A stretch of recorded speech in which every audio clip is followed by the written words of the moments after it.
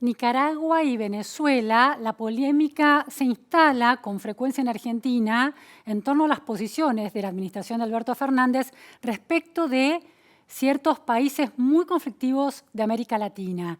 Se sumó estas semanas la posición de Argentina en relación a la presidencia de Daniel Ortega y la persecución a la oposición que está encarando ese gobierno en Nicaragua. La resistencia del gobierno argentino a condenar abiertamente, sumándose a las condenas de países de la OEA o de Naciones Unidas, llamó la atención. Y llamó también la atención el alineamiento con México. Para entender las posiciones argentinas, vamos a tratar de entender las posiciones de México. Y lo vamos a hacer con una experta en política exterior mexicana. Muy buenos días, Ana Covarrubias, desde México. Muchísimas gracias por estar en la repregunta. Muy buenos días. Muchas gracias por la invitación. Ana Covarrubias es una respetadísima experta en política exterior mexicana, en la relación con Cuba y América Latina, en derechos humanos y política exterior. Es doctora en Relaciones Internacionales por la Universidad de Oxford, en Gran Bretaña. Es investigadora y profesora del Centro de Estudios Internacionales del Colegio de México, una institución universitaria muy prestigiosa de ese país. También fue su directora, la directora de ese centro. Así que es la persona indicada para hablar de este tema. Ana, bueno, la gran cuestión de estas semanas, de estos últimos días, es Nicaragua y la resistencia de Argentina alineada con México para condenar abiertamente la violación de los derechos humanos, pero sobre todo para demandar elecciones transparentes y libres en Nicaragua. ¿Cómo se explica la posición de México? Entendiendo esa posición, queremos entender la posición del gobierno argentino. Claro, muchas gracias. Pues sí, yo diría que la posición de México se entiende principalmente por un regreso a una política principista que el gobierno mexicano tuvo durante muchos años. Después de la revolución fue cuando se consolidó esta política principista en los 1920 más o menos, y sobre todo fue una política muy fuerte y muy conformada durante la Guerra Fría, que tenía una razón doble, digamos, en el ámbito internacional, un poco que México no se mezclara con los conflictos bipolares, ¿no? Los conflictos de la Guerra Fría. Y por otro lado, también un poco decir, como nosotros optamos por el respeto del principio de no intervención y de autodeterminación, esperamos lo mismo de los demás. Es decir, que los demás países no se pronuncien sobre lo que está pasando internamente en México. Entonces, ese es un poco, muy a grandes rasgos, el origen de esta política principista, que es una política que se empieza a erosionar hacia finales del siglo XX y que cambia radicalmente en el siglo XXI, en el 2000, con las elecciones, cuando por fin llega un partido de oposición al gobierno mexicano que dice vamos a romper con la política exterior previa, con la política exterior del PRI, y vamos a tener una política que no va a ser principista, sino que va a ser de valores. Y aquí es cuando México, y esto es muy importante para lo que está pasando ahora, incorpora esta idea de la promoción y respeto de los derechos humanos en política exterior como un objetivo legítimo. A ver, Ana, quiero que nos detengamos un poquito. La política principista a la que se está refiriendo es la llamada doctrina Estrada. Es la doctrina Estrada, por un lado, desde luego, que es un poco no pronunciarse cuando hay un golpe de Estado en otro país, sino limitarse a mantener a sus agentes diplomáticos o a retirarlos. Esa es la doctrina Estrada, por un lado, y la política principista eran seis principios de política exterior, pero los más importantes siempre fueron no intervención y autodeterminación de los pueblos. Y es con el gobierno del PAN, en el 2000, en el segundo gobierno panista, cuando se incorpora el principio de protección y defensa de los derechos humanos. Ya teníamos, digamos, con el primer gobierno panista, esta idea de que es legítimo en la política exterior de México promover la democracia y promover los derechos humanos. Es decir, Ana, para entender claramente las consecuencias de ese cambio en la política exterior, la decisión de México a partir del triunfo electoral del PAN implica en términos de política exterior con esta política de valores y de promoción de la democracia y los derechos humanos una mejora y un avance, un desarrollo positivo. Sí, en mi opinión sí lo fue. En mi opinión sí lo fue porque, digamos, ya era un contexto de posguerra fría, ya no había un conflicto bipolar que amarrara la política exterior de México, por un lado, y por otro lado, muchas cosas estaban pasando en México y sí había una aspiración muy clara a ser una democracia y a proteger los derechos humanos. Yo sé que México no está ahorita ni lo estaba en ese entonces en ninguna posición de darle lecciones de democracia y de derechos humanos a nadie, pero una narrativa que incluya esos objetivos en la política exterior sí genera cambios y sí genera perspectivas distintas. Entonces, Ana, yo creo que sí fue un cambio favorable. Ana, eso es importante. Ana, en las largas décadas anteriores en las que esa política exterior principista fue la matriz conceptual para pensar la relación de México con el resto de América Latina, sobre todo, el contexto de la Guerra Fría era una manera de proteger a México del tironeo y de la presión de una u otra potencia o de la presión de esas potencias en América Latina y no ser de alguna manera rehén de ese conflicto. ¿Tenía algún sentido positivo? Sí, en ese sentido sí, pero por otro lado también tenemos que entender que en contexto de Guerra Fría lo que había era una política norteamericana muy intervencionista y en América Latina. Claro, Y México también se defiende de esto, entiendo. ¿no? Es decir, también hay una especie de mensaje a los miembros del sistema interamericano de no estamos de acuerdo con esta política. Y esa Ujú. fue la manera de hacerlo. Es decir, que de alguna forma la política principista y la doctrina de Estrada durante el largo siglo XX con la Guerra Fría tuvo un sentido positivo, pero el cambio de contexto geopolítico global obligaba a México a mejorar ese posicionamiento internacional. Exactamente, Bien. exactamente. Y también los procesos internos en México. La llegada de Andrés Manuel López Obrador a México y al restablecimiento de esta política principista y la doctrina Estrada, primero con el caso de Venezuela, luego con el caso de Evo Morales y Bolivia y ahora con el caso de Nicaragua, ¿es interpretada entonces como un retroceso? Yo diría que por mucha parte de los analistas de la opinión pública sí lo es. Sí lo es porque, digamos, el estar en esta dinámica de promoción de la democracia y de respeto de los derechos humanos también influye en lo que está pasando en el país. Y nosotros necesitamos mucho de ese fortalecimiento de la democracia y de esa protección y defensa de los derechos humanos en el país. Entonces, yo creo que lo que estamos viendo es sí un retroceso. Digamos, personalmente yo quisiera ver que el gobierno mexicano si hubiese votado favorablemente la resolución de la OEA, por ejemplo, respecto de Nicaragua, la semana pasada o antepasada, no recuerdo cuándo fue, porque sí significa, digamos, una posición a favor de esos dos objetivos que creo que son muy necesarios internamente. Ahora, dentro de México es interesante la cuestión de cómo la política internacional de alguna manera funciona como posicionamiento interno, ¿no? Es una manera de describir cuál es el mensaje de un gobierno en términos de valores democráticos a su sociedad, ¿no? Algo parecido pasa en Argentina. Muy interesante ese punto. Ahora, con Andrés Manuel López Obrador, ¿hay alguna manera de interpretar ese cambio y ese regreso a la doctrina Estrada y a la política principista como una política progresista o es exactamente lo contrario?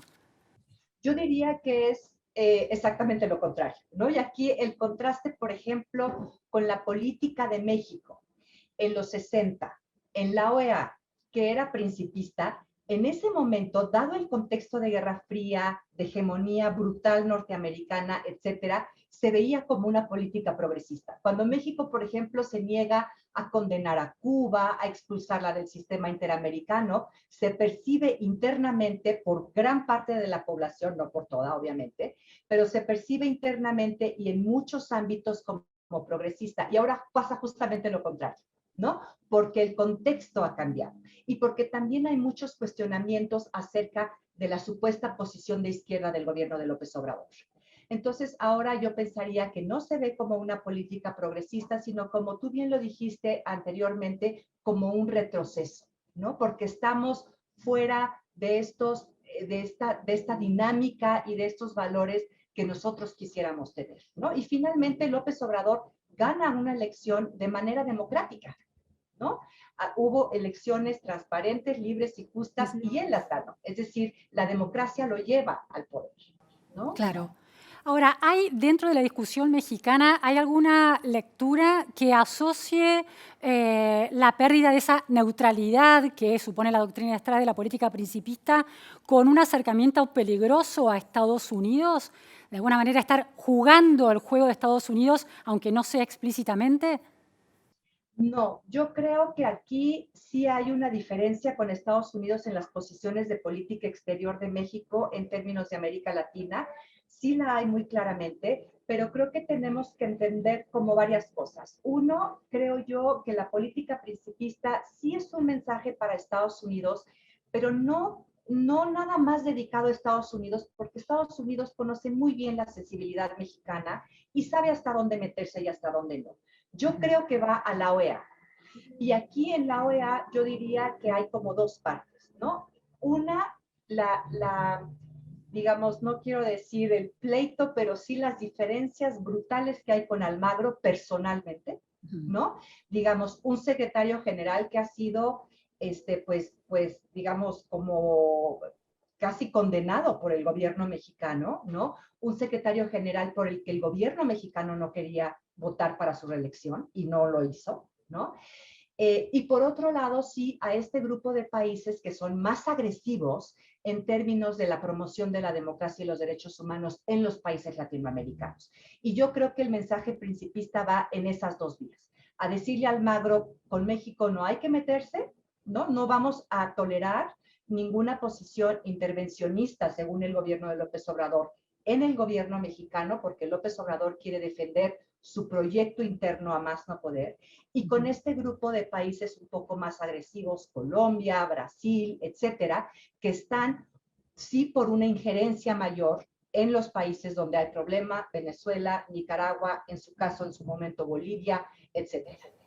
Sí, que Argentina, durante la administración de Mauricio Macri, también había asumido esa posición de mayor protagonismo en relación a, bueno, custodiar de alguna manera esos valores democráticos y de derechos humanos. Ahora, esta decisión de Manuel López Obrador de blindar de alguna manera la autonomía de México para votar de manera muy personal en los asuntos que comprometen a la democracia o los derechos humanos, ¿tampoco eso puede interpretarse como una ventaja en relación a la política de valores, de la política exterior de valores, como describía? Bueno, yo creo que ahí lo que vemos es una contradicción, porque lo que vemos es esta política principista hacia la OEA, hacia América Latina, hacia Estados Unidos, muy clara, no libre de contradicciones, porque si uno mira la resolución de Nicaragua y el comunicado de Argentina y de México, claro, el comunicado es mucho más suave, pero ni México ni Argentina pueden zafarse del discurso de protección de derechos humanos. Claro. Sería un suicidio, ¿no? Entonces tampoco es que esté libre de contradicciones.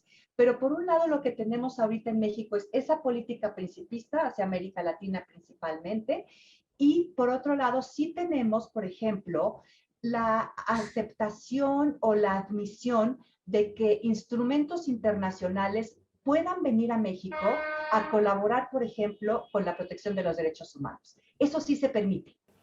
Por ejemplo, ¿qué instrumentos internacionales, por ejemplo, la intervención de la alta comisionada de los derechos humanos de la ONU?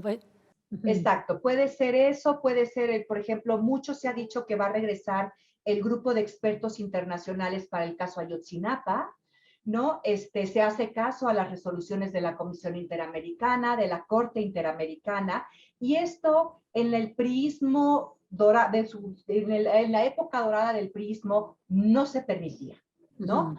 Una resolución de la Comisión Interamericana de Derechos Humanos se consideraba totalmente intervencionista. Entonces, aquí lo que vemos es que sí hay esa combinación. Sí estamos abiertos a los mecanismos internacionales que nos vengan a ayudar, pero por otro lado tenemos una política principista de decir, hay límites. Ahora, Ana, La OEA no se va a meter. hay un cuestionamiento que se le hace a este no intervencionismo de la política exterior mexicana con Andrés Manuel López Obrador, que se dio en el caso del golpe de Estado en Bolivia y la figura de Evo Morales. El reproche que se le hace es, eso no fue no intervención porque México envió un avión a buscar directamente a Evo Morales y llevarlo, trasladarlo como refugiado, o no sé, no me acuerdo exactamente si era asilo político o refugio, pero llegó a México amparado por el gobierno mexicano, y algunos reprochan también que no solo se le haya tratado como refugiado, sino como un jefe de Estado en el exilio. ¿Cómo se... la pregunta que le quiero plantear es esta, de alguna manera la política exterior de Manuel López Obrador es no intervencionista en los países en los que no le interesa intervenir, pero es intervencionista cuando las causas políticas, bueno, le interesan, por ejemplo, la de Evo Morales. Exactamente. Sí, yo diría que ahí no deja de haber un pragmatismo que lleva a cuestionar en ciertos momentos esa política no intervencionista, ¿no? Y el caso de Bolivia fue un caso pues muy claro porque pues obviamente se condenó el golpe, se recibió a Evo, se mandó el avión, en fin, hubo toda una movilización. Y esto hay que entenderlo también, bueno, desde dos puntos de vista. Desde el punto de vista de ante los cuestionamientos al gobierno de López Obrador, de ser un gobierno de izquierda o no, la política exterior resulta un instrumento que ayuda, ¿no? Entonces, en ese momento, el decir estamos con Evo significaba estamos con esa izquierda latinoamericana que todavía queda, ¿no? Por un lado. Y por otro lado, también como un mensaje interno, ¿no? Esta es nuestra posición, esta es nuestra línea ideológica y por eso lo hacemos. Entonces también tiene que ver con un juego del mensaje que se manda internamente a México. Es un mensaje internamente a sus votantes y a su militancia política partidaria, porque una de las lecturas que se hace también es que el gobierno de Manuel López Obrador parece de izquierda, pero en términos internacionales está muy cercano a Estados Unidos y con una política económica de libre mercado. ¿Comparte esa lectura? Sí, totalmente, totalmente. En ese sentido, yo diría el alineamiento de la política exterior de México con Estados Unidos en el único tema que ahorita importa, que es, por ejemplo, migración, es total, ¿no? Y por otro lado, sorprendió muchísimo que desde que López Obrador era el presidente electo, empezó a renegociar el Tratado de Libre Comercio. Sí había allí una motivación muy fuerte por decir, hay que renegociar el Tratado de Libre Comercio. Obviamente este país no sobrevive mucho tiempo sin el Tratado de Libre Comercio. Se hizo con gente ya del equipo de López Obrador y se hizo también, lo entendemos, como una manera de decir, tenemos que sacar el conflicto potencial que hay de México con Estados Unidos para poder implementar el proyecto interno y para que la relación con Estados Unidos no se vuelva un conflicto de política interna.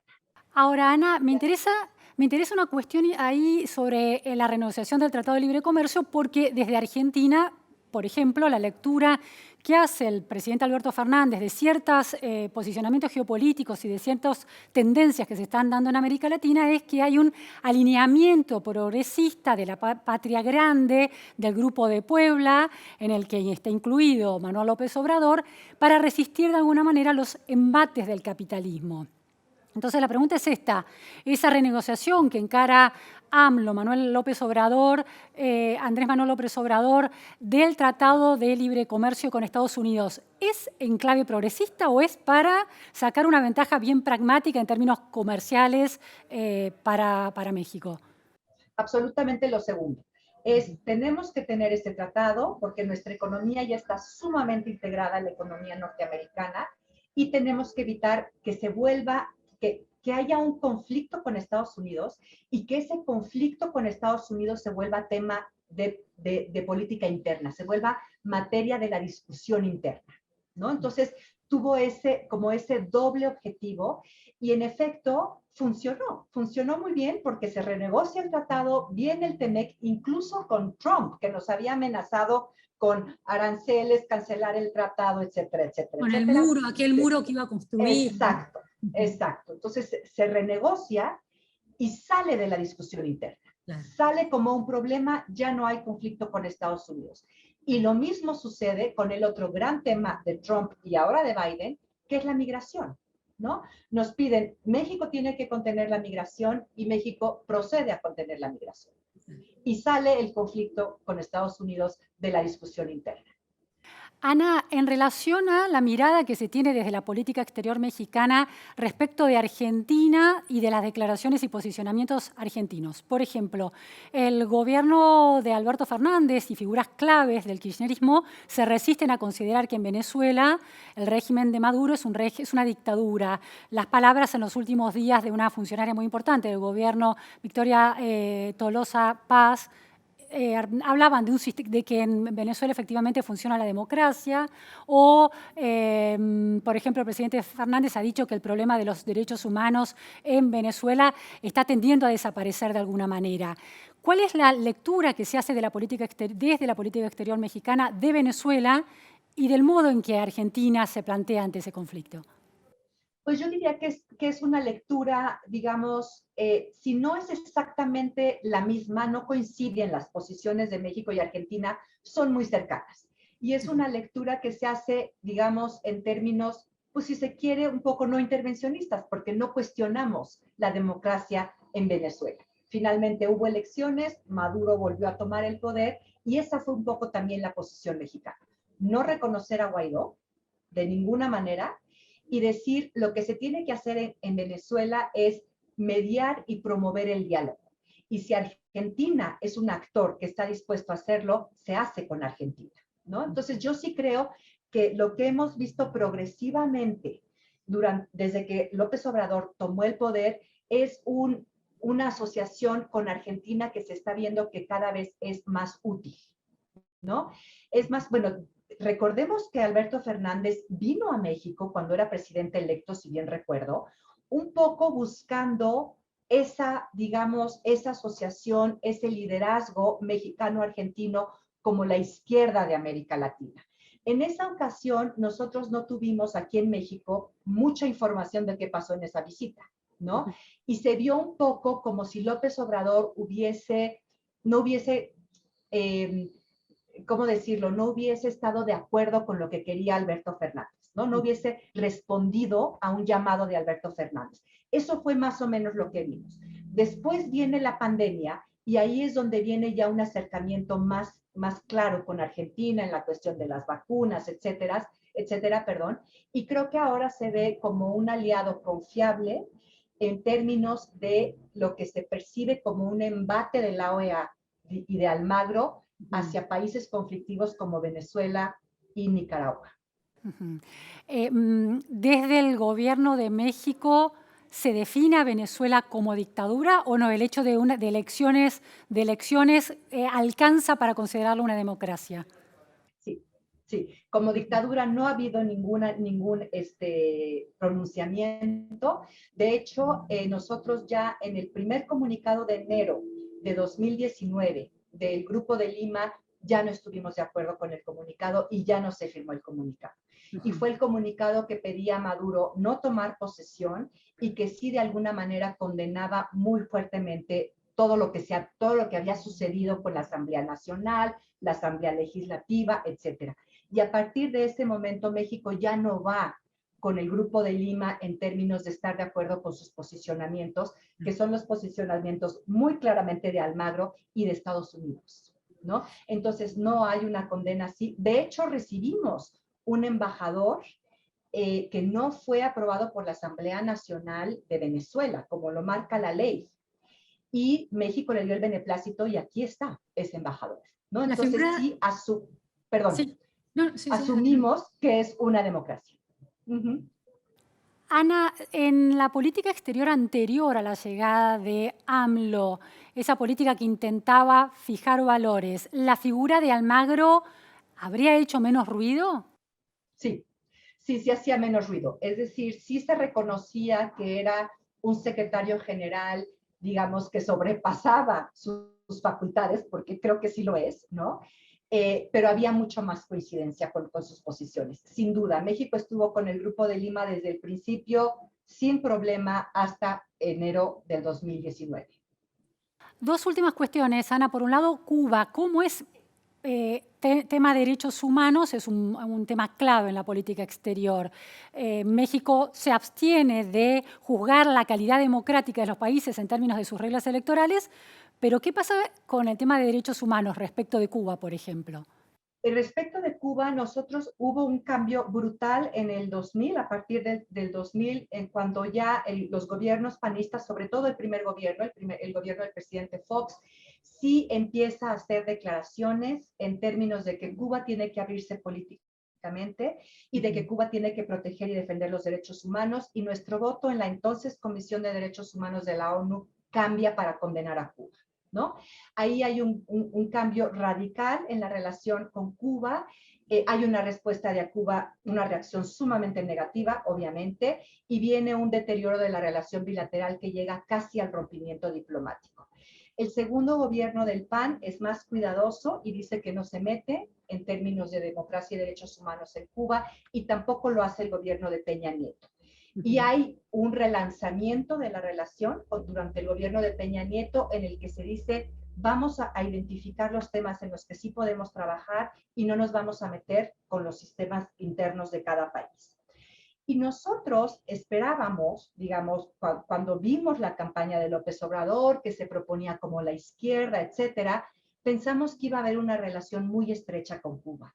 Y lo que hemos visto es que, en efecto, sí ha habido un acercamiento importante con Cuba. Por ejemplo, en pandemia vinieron médicos cubanos, pero ha sido muy de bajo perfil. Los acercamientos con Cuba han sido poco visibles, y por supuesto no ha habido ningún pronunciamiento por parte del gobierno mexicano respecto de la situación interna de Cuba.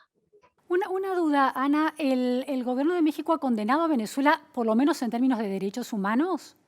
No, tampoco. Tampoco. Desde el gobierno de López Obrador, no.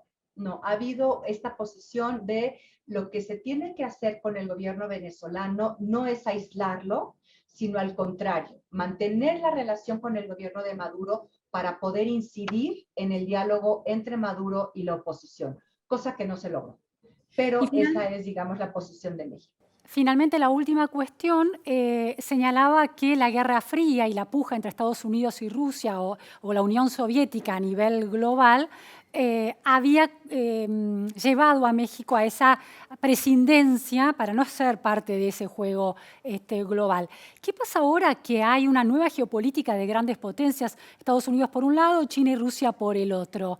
¿Hay alguna reflexión en torno a la política exterior que debería llevar México otra vez en este nuevo contexto tironeado por grandes potencias? Pues evidentemente sí debería haber, ¿no? Digamos, tenemos que hacer una gran reflexión de qué significa el ascenso de China y de qué ha significado la presencia china en América Latina, sobre todo en América del Sur. Sin embargo, esa reflexión no la estamos viendo por parte del gobierno. Lo que yo diría actualmente en términos de política exterior de México es: hay una relación clara y evidente, histórica, que no podemos escapar, que es la relación con Estados Unidos, que nos absorbe el 80-90% de todo, la energía, el dinero, etcétera. Esa política con Estados Unidos se ha limitado mucho a la cuestión migratoria. Y después tenemos una política digamos, de menor visibilidad en América Latina, en lo que ya hemos platicado en estos minutos, sobre estos casos conflictivos, sobre nuestro problema con la OEA, etcétera, y una política multilateral que intenta ser activa, ¿no? En términos de temas, por ejemplo, de derechos humanos, de migración, de medio ambiente, etcétera, pero que lo lleva a Cancillería. No tenemos un presidente que le interese la política exterior. Quien lleva la política exterior ahora es nuestro canciller. Quien tiene esa visión de mundo es el canciller y la Cancillería, no el presidente. Y yo lo que diría ahorita, nuestra política exterior más visible es Estados Unidos en el tema de la migración y las vacunas por la pandemia. Y en un segundo plano pondría yo lo que sucede en América Latina, en donde somos reactivos, y lo que sucede en el plano multilateral, en donde tratamos de ser activos. Muchísimas gracias, Ana Covarrubia, por estas precisiones importantes geopolíticas que también nos permiten entender las posiciones de Argentina. Gracias. Al contrario, muchas gracias a ustedes. Un placer.